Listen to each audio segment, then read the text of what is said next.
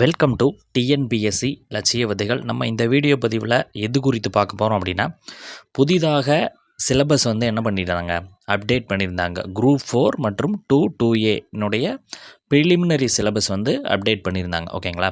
So அதில் மொதல் 10 unit இருந்த ஜிகே பகுதிகளில் இருந்து 6 யூனிட்டாக குறைத்திருந்தாங்க. ஓகேங்களா? ஸோ அதில் முக்கியமாக கரண்ட் அஃபேர்ஸுக்கு தனியாக ஒரு பகுதி என்பது ஒதுக்கப்படவில்லை. ஓகேங்களா? ஸோ அப்போ அதில் இருந்து நம்மளுக்கு பெரும்பான்மையான வினாக்கள் என்ன சார் அப்படின்னா, இனிமேல் நம்ம கரண்ட் அஃபேர்ஸ் படிக்க வேணாமா, அப்படியே படித்தாலும் எத்தனை கொஸ்டின்ஸ் வரப்போகுது அப்படின்றது நிறைய பேர்த்துக்கு கன்ஃபியூஷன் இருந்துச்சு. ஓகேங்களா? ஸோ அந்த எல்லா கன்ஃபியூஷன்ஸுக்குமான ஒரு விடை தான் இந்த வீடியோ. ஓகேங்களா? ஸோ இந்த வீடியோவில் உங்களுக்கு ஒவ்வொரு டாப்பிக்லையும் எத்தனை சயின்ஸ் கொஸ்டின்கள் கரண்ட் அஃபேர்ஸ் கொஸ்டின்ஸ்கள் கேட்கப்படலாம் அப்படின்றத டெப்த்தாக டீட்டெயில்டாக நான் அனலைஸ் பண்ணி உங்களுக்கு நான் சொல்கிற மாதிரிங்க. ஒவ்வொரு டாப்பிக்கில் இப்போ சயின்ஸ் அப்படின்னு எடுத்துக்கிட்டிங்கன்னா அதுக்கு கீழே என்னென்ன டாப்பிக்குகளில் கொஸ்டின்ஸ் கேட்கப்படலாம், பாலிட்டி அப்படின்னு எடுத்துக்கிட்டிங்கன்னா அதுக்கு கீழே என்னென்ன டாப்பிக்குகளில் கொஸ்டின்ஸ் கேட்கப்படலாம் அப்படின்ற ஒவ்வொரு யூனிட்லேயுமே எப்படி கேட்பாங்க அப்படின்ற மாதிரி நான் உங்களுக்கு சொல்கிறேன். உங்களுக்கே ஒரு புரிதல் வரும். ஓகேங்களா? ஸோ அது பொறுமையாக அதேமாதிரி கரண்ட் அஃபேர்ஸில் மொத்தமாக எத்தனை வினாக்கள் கேட்கப்படலாம், கரண்ட் அஃபேர்ஸ்க்கு எந்த அளவுக்கு நம்ம முக்கியத்துவம் கொடுக்கணும், ஓகேங்களா, எவ்வளோ ரோல் இந்த கரண்ட் அஃபேர்ஸ் என்பது ப்ளே பண்ண இருக்குது அப்படின்றது குறித்து நம்ம பார்க்க போகிறோம். இதை முழுமையாக நீங்கள் என்ன பண்ணணும், ஸ்கிப் பண்ணாமல் பார்த்தா மட்டும்தான் உங்களுக்கான புரிதல்கள் வரும். ஓகேங்களா? ஸோ பாதி பார்த்துட்டு பாதி பார்க்காம கொஸ்டின்ஸ் கேட்பதனால பயனில்லை. ஓகேங்களா? சரி, ஓகே. நம்ம கரண்ட் அஃபேர்ஸ் இதை பற்றின டீட்டெயில்ஸ் பார்க்குறதுக்கு முன்னாடி ஒரு குவாட்ஸ் மோட்டிவேஷன் குவாட்ஸ் பார்த்துடலாம். ஓகேங்களா? இன்னொரு முறை தொடங்குவதற்கு தயங்காதீர்கள், அது ஒரு செயலை இன்னும் சிறப்பாக செய்வதற்கான வாய்ப்பு. ஓகேங்களா? ஸோ ஒரு முறை நம்ம தோல்வி அடைஞ்சிட்டோம் இல்லை அப்படின்னா ஒரு செயலை தொடங்குவதற்கு இன்றைக்கி தொடங்கலாம், நாளைக்கு தொடங்கலாம், நாளைக்கு தொடங்கலாம், திங்கள் கிழமையிலிருந்து தொடங்கலாம், இந்த மாதிரியான நிலைப்பாடை நீங்கள் இருக்காதீங்க. தொடங்கிறது என்று முடிவெடுத்து விட்டால் நீங்கள் இன்றே தொடங்கி விட வேண்டும். ஓகேங்களா? ஸோ அது மட்டும்தான் உங்களை அடுத்த ஸ்டெப்பை நோக்கி நகர்த்தக்கூடிய ஒரு முக்கியமான விஷயம். அதுதான் இந்த கோட்ஸ். ஓகேங்களா? ஸோ நம்மளும் நாளைக்கு நியூ இயர் பிறக்க போகுது. அனைவருக்கும் இனிய ஆங்கில புத்தாண்டு நல்வாழ்த்துக்கள். ஓகேங்களா? ஸோ இந்த ஆண்டு நீங்கள் நினைத்தது அனைத்துமே உங்களுக்கு கிடைக்கணும் அப்படின்னு சொல்லிட்டு நம்ம சேனல் சார்பாக நம்ம வாழ்த்துக்கிறோம். ஓகேங்களா? சரி, ஓகே. நம்ம கண்டென்ட்குள்ளே போகலாம். ஓகேங்களா? சரி, ஓகே சார். நியூ சிலபஸின் படி கரண்ட் அஃபேர்ஸ் படிக்கணுமா வேண்டாமா அப்படின்றதான் இன்றைக்கான ஒரு டாபிக். ஓகேங்களா? சரி, ஓகே.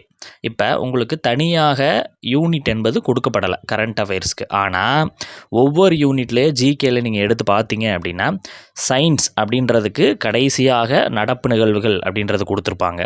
பாலிட்டி அப்படின்றதுக்கு கடைசியாக நடப்பு நிகழ்வுகள் அப்படின்ற மாதிரி கொடுத்துருப்பாங்க. ஸோ இதை நம்ம இங்கே கொடுத்துருக்கக்கூடிய அனைத்து டாப்பிக்கும் கீழேயுமே நடப்பு நிகழ்வுகள் அப்படின்ற ஒரு வேர்டை என்ன பண்ணியிருப்பாங்க, ஆட் பண்ணியிருப்பாங்க. சரி சார், அப்போ சயின்ஸில் எந்த மாதிரியான வினாக்கள் நம்ம எதிர்பார்க்கலாம் அப்படின்னா, சயின்ஸில் நீங்கள் நல்லா புரிஞ்சுக்கணும். சயின்ஸில் பார்த்தீங்கன்னா இந்த அறிவியல் கண்டுபிடிப்புகள், ஓகேங்களா, புதிதாக கண்டுபிடிக்கக்கூடிய அறிவியல் கண்டுபிடிப்புகள் என்பது எதில் சார் வரும், சயின்ஸில் தானே உங்களுக்கு வரும். ஓகேங்களா? ஸோ அப்போ ஒரு நாட்டில் அல்லது ஒரு மாநிலத்தில் அல்லது ஒரு ஊரில் புதிதாக ஒரு நோய் கண்டுபிடிக்கப்படுது, அது எதில் வரும், சயின்ஸில் தான் வரும். ஓகேங்களா? அதே மாதிரி அந்த நோய்க்கு காரணமான பாக்டீரியா என்ன, வைரஸ் என்ன அப்படின்றது எதில் வரும், சயின்ஸில் தான் வரும். சரி, ஓகே. ஒரு நோய் கண்டுபிடிச்சிட்டாங்க, அதற்கான ஒரு தடுப்பூசி கண்டுபிடிக்கிறாங்க அப்படின்னா அது எதில் வரும், இப்போ கொரோனாவே இருக்குது அப்படின்னா கொரோனாவிற்கான தடுப்பூசி அப்படின்றது எதில் வரும், சயின்ஸில் தானே உங்களுக்கு வரும். அதேமாதிரி ராக்கெட்டாக இருக்கட்டும், ஏவுகணைகளாக இருக்கட்டும், இது எல்லாமே எதில் சார் வரும், உங்களுக்கு சயின்ஸ் டாப்பிக்கில் தான் வரும். ஓகேங்களா? சரி, ஓகே சார். சயின்ஸுக்கு தான் ஆல்ரெடி 5 வினாக்கள் அப்படின்றதான் குடிச்சிருக்கிறாங்க. ஸோ சிஏ எத்தனை வரலாம் அப்படின்னா, சயின்ஸ் டாப்பிக்கில் ஒரு கொஸ்டின்ஸ் கரண்ட் அஃபேர்ஸ் என்பது நம்ம என்ன பண்ணலாம், எதிர்பார்க்கலாம். ஓகேங்களா? எத்தனை கொஸ்டின், ஒரு கொஸ்டின் எதிர்பார்க்கலாம். ஓகேங்களா? சரி, ஓகே. அடுத்ததாக பாலிட்டியில் எப்படி சார் உங்களுக்கு கரண்ட் அஃபேர்ஸ் கவர் ஆகும் அப்படின்னு கேட்டிங்கன்னா, நன்றாக கவனிச்சுக்கோங்க. உச்ச நீதிமன்றத்தினுடைய தலைமை நீதிபதி யார், உயர் நீதிமன்றத்தினுடைய தலைமை நீதிபதி புதிய நீதிபதி யார், பிரதமராக நியமிக்கப்பட்டவர் யார், இந்த அமைச்சர் யார், வெளியுறவுத்துறை அமைச்சர் யார், உள்துறை அமைச்சர் யார், புதிதாக நியமிக்கப்பட்ட சிஏஜி யார், இவர்களின் இந்த மாதிரி தலைவர்களினுடைய நியமனம், இது எல்லாமே எதில் சார் வரும் உங்களுக்கு, இது எல்லாமே உங்களுக்கு பாலிட்டிக்கில் தான் வரும். அதே மாதிரி பார்த்தீங்க அப்படின்னா புதியதாக இந்த தகவல் ஆணையமாக இருக்கலாம், தகவல் ஆணையமாக இருக்கட்டும், இல்லை நிதி ஆணையமாக இருக்கட்டும், இல்லை கொலீஜியமாக இருக்கட்டும், இல்லை புதிதாக ஒரு சட்டம் இயற்றுறாங்கன்னு வச்சுக்கலாம். ஃபார் எக்ஸாம்பிள் வந்து புதிதாக ஒரு சட்டம் இயற்றுறாங்க. அது எதுக்கு இல்லை சார் வரும்? கரண்ட் அஃபேர்ஸ் தான். புதியதாக ஒரு சட்ட திருத்தம் வந்து செய்கிறாங்க. ஓகேங்களா? ஸோ இப்போ மகளிருக்கு வந்து இடஒதுக்கீடு குறித்த ஒரு சட்ட திருத்தம் வந்து கொண்டு வந்திருந்தாங்க சமீபத்தில். அது எதுக்கு இல்லை சார் வரும்? பாலிட்டியோட கரண்ட் அஃபேர்ஸ் கீழே தான் வரும். ஓகேங்களா? அதே மாதிரி புதிய சட்டம், புதிய நாடு இணைப்பு, புதிதாக ஏதாவது ஒரு நாடுகளுக்கு நம்ம என்ன பண்ணுறோம், ஹெல்ப் பண்ணுறோம் அப்படின்னாலும் அதுவும் எதற்கீழே தான் வரும்? பாலிட்டி கீழே தான் வரும். ஓகேங்களா? ஸோ இந்த மாதிரியான பல்வேறு விஷயங்கள் பாலிட்டி கீழே தான் வரும். ஒரு நாட்டிற்கு இடையான ஒப்பந்தங்கள் எது கீழே வரும் அப்படின்னா பாலிட்டி கீழே தான் வரும். ஓகேங்களா? ஸோ இதில் அப்போ பாலிட்டியில் நம்ம பார்த்துருந்தோம் 20 கொஸ்டின்ஸ் கிட்டத்தட்ட கேட்போம் அப்படின்ற மாதிரி இருந்தது. ஓகேங்களா? ஸோ அப்போ இதிலேருந்து நம்மளுக்கு எத்தனை கொஸ்டின்ஸ் கரண்ட் அஃபேர்ஸ் எதிர்பார்க்கலாம் அப்படின்னா 2 கொஸ்டின்ஸ் தாராளமாக, மினிமம் 2 மினிமம் கண்டிப்பாக பாலிட்டியிலேருந்து இந்த 2 கொஸ்டின்ஸ் கண்டிப்பாக கேட்பாங்க. மேக்ஸிமம் 3 அப்படின்ற அளவில் இருக்கலாம். ஓகேங்களா? சரி, ஓகே. அடுத்தது எக்கனாமிக்ஸ். சரி சார், எக்கனாமிக்ஸ்க்கு என்ன டாபிக்ஸ் கீழே கேட்கலாம் அப்படின்னா ஆர்பிஐ. ஓகேங்களா? ஆர்பிஐ குறித்த, ஆர்பிஐனோட கவர்னர் யார் அப்படிலாம் கேட்கலாம். வங்கிகள் குறித்து கேட்கலாம். புதிதாக இணைக்கப்பட்ட வங்கிகள் எது, புதிதாக நேஷ்னலைஸ்டான வங்கிகள் எது, ஒரு வங்கி கடன் வந்து எவ்வளோ கொடுத்துச்சு, கடன் வந்து எவ்வளோ வாங்குச்சு, அதே மாதிரி பார்த்திங்கன்னா முதலீடு, இந்தியாவில் செய்யப்பட்ட முதலீடுகள் குறித்து கேட்கலாம். ஃபிஸ்கல் பாலிசி அது குறித்து கேட்கலாம். அதேமாதிரி மானிட்டரி பாலிசி இது குறித்து கேட்கலாம். திட்டங்கள் குறித்து கேட்கலாம். வேலைவாய்ப்பு குறித்து கேட்கலாம். இந்தியாவில் வந்து வேறு முதலீடுகளை குறித்து நம்ம கேட்கலாம். அதே மாதிரி இந்த மாதிரி பல்வேறு விஷயங்கள். ஓகேங்களா? இது குறித்துலாம் வந்து என்ன கேட்கலாம், எக்கனாமிக்ஸில் நம்மளுக்கு கேட்க முடியும். ஓகேங்களா? கொஸ்டின். அப்போ எக்கனாமிக்ஸில் எத்தனை கொஸ்டின் சார் கேட்கலாம் அப்படின்னா எக்கனாமிக்ஸில் 10 கொஸ்டின்ஸ் வந்து, அதாவது யூனிட் 9ம் யூனிட் எக்கனாமிக்ஸும் ஒரே யூனிட்டாக இருக்குது. ஸோ 20 கொஸ்டின் இதில் அப்படின்னு சொல்லியிருந்தாங்க. ஸோ எக்கனாமிக்ஸ் நம்ம ஒரு 10 அப்படின்னு அடிப்படையில் பிரித்தோம் அப்படின்னா 1லேருந்து 2 கொஸ்டின் கேட்கலாம். ஓகேங்களா? 1லேருந்து 2 கொஸ்டின்ஸ் என்பது கேட்கலாம். அதே மாதிரி யூனிட் 9 கீழே என்னென்ன டாபிக் சார் வரும் அப்படின்னு பார்த்தீங்கன்னா இந்த புதிதாக தொடங்கக்கூடிய இ சேவை மையத்தில் என்னென்ன விஷயங்கள்லாம் பண்ணுறாங்க, புதிய திட்டங்கள், அதாவது இப்போ தமிழ்நாடை பொறுத்த வரைக்கும் பார்த்தீங்கன்னா மகளிர் உரிமை தொகையாக இருக்கலாம், இல்லை வந்துட்டு விடியல் பயணம் பேருந்து திட்டமாக இருக்கலாம். இந்த மாதிரியான புதிய திட்டங்கள் இருக்கு இல்லையா?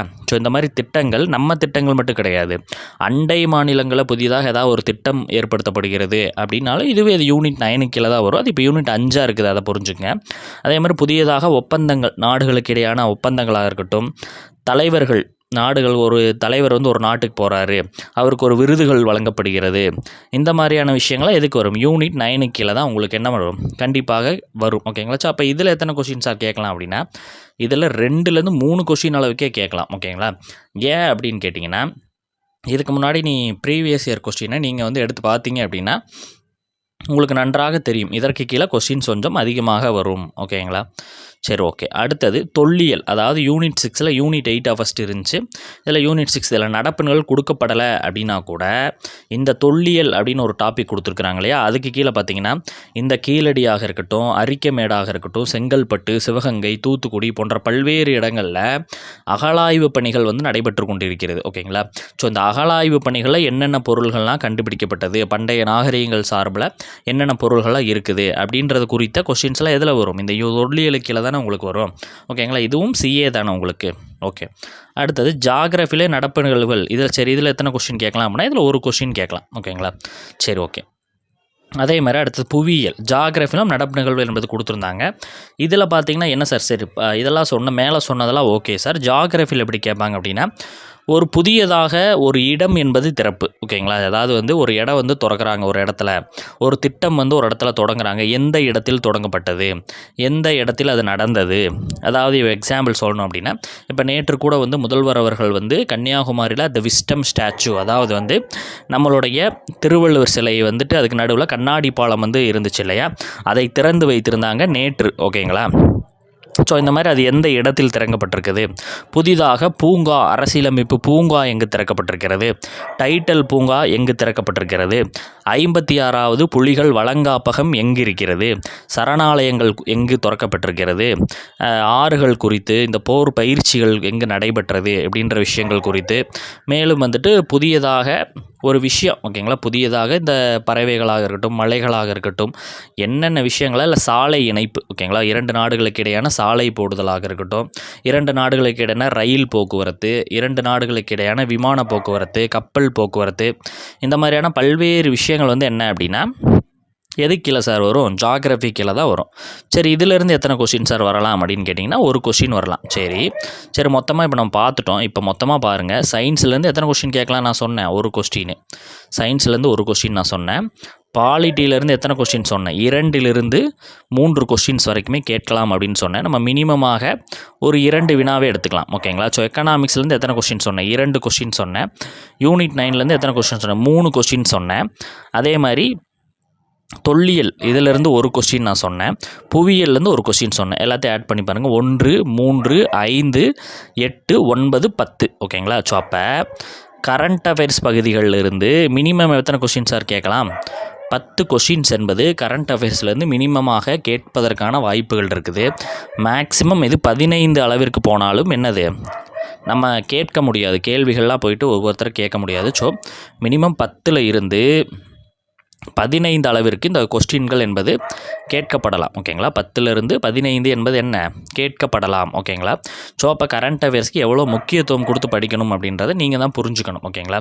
ஸோ இனிமேல் வந்துட்டு கரண்ட் அஃபேர்ஸ் படிக்கணுமா படிக்கக்கூடாதா எது படிக்கணும் அப்படின்றத நீங்கள் கேட்கக்கூடாது. கரண்ட் அஃபேர்ஸ் வந்து கட்டாயமாக படித்து தான் ஆக வேண்டும்.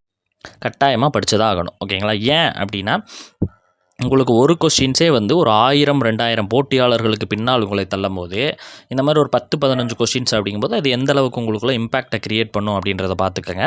ஸோ அதனால் வந்துட்டு என்னது கரண்ட் அஃபேர்ஸ் இனிமேல் ரெகுலராக படிச்சுக்கோங்க. சரி சார் எதை சார் படிக்கிறது அப்படின்னா நம்ம போடக்கூடிய கரண்ட் அஃபேர்ஸ் நீங்கள் படித்தாலே போதுமானது. ஓகேங்களா? சரி, ஓகே, அடுத்தடுத்த வகுப்புகளில் நம்ம சந்திக்கலாம். தேங்க்யூ.